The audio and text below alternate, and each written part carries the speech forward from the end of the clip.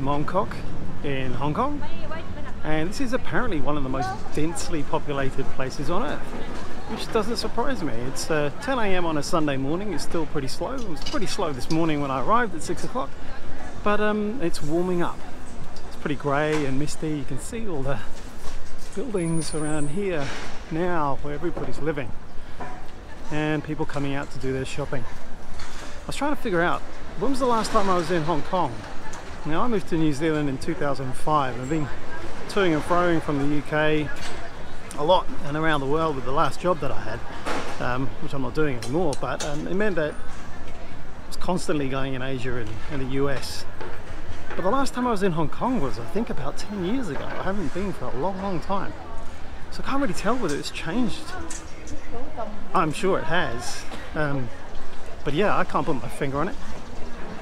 But it is an amazing place. When you live in one of the kind of least busy capital cities in the world, in Wellington, New Zealand, and you come to Hong Kong, I wouldn't exactly call it culture shock because I grew up in London, but it's certainly busier.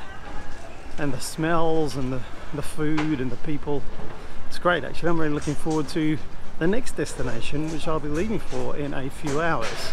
But I'll leave that a mystery for now. I'm going to head over to the bird market and see what's going on over there, and then I probably need to head back over to the airport because I've done my wandering around for the day so far. Catch you later.